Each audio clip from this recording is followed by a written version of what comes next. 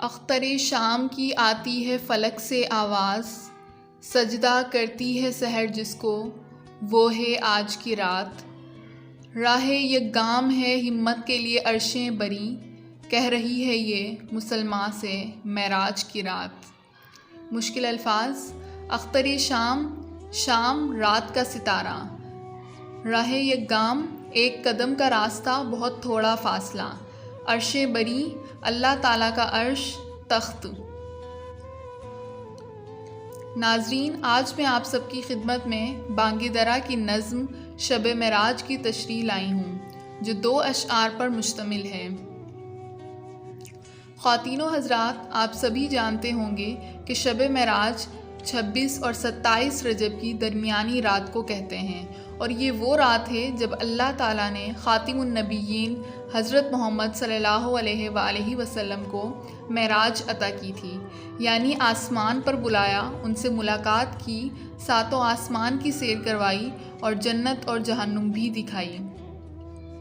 لیکن اب دیکھتے ہیں کہ حضرت اقبال رحمۃ اللہ علیہ نے شب معراج کے واقعے سے کیا سیکھا اور اپنے اشعار کے ذریعے وہ کیا کہنا چاہتے ہیں۔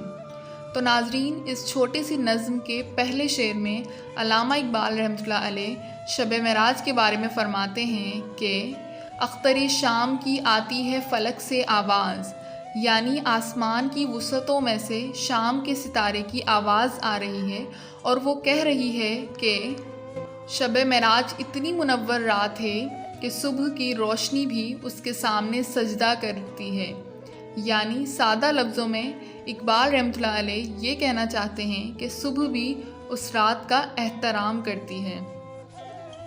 دراصل ناظرین، نظم کے پہلے شعر میں علامہ اقبال نے ہمیں شب معراج کی فضیلت کے بارے میں بتایا ہے، اور پھر اس نظم کے دوسرے شعر کی طرف بڑھتے ہیں، جس میں علامہ اقبال رحمۃ اللہ علیہ مسلمانوں کو بڑی گہری بات بتانا چاہتے ہیں۔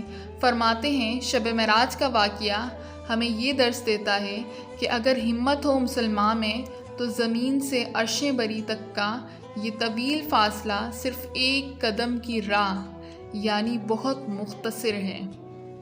ناظرین، علامہ اقبال رحمۃ اللہ علیہ کی اس نظم سے جو میں نے رہنمائی حاصل کی وہ یہ ہے کہ جب ایک مسلمان وجدان کی سطح پر پہنچ جائے تو پھر عرشیں بری تک کا جو فاصلہ ہے وہ بہت مختصر ہوتا جاتا ہے۔ اب آپ سوچ رہے ہوں گے کہ وجدان سے کیا مراد ہے۔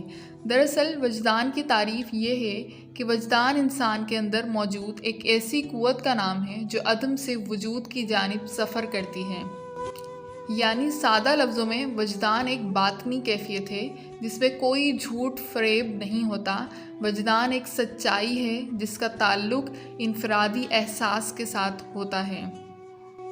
خودی کی جلوتوں میں مصطفائی، خودی کی خلوتوں میں کبریائی، زمین و آسمان و کرسی و عرش، خودی کی ضد میں ہے ساری خدائی۔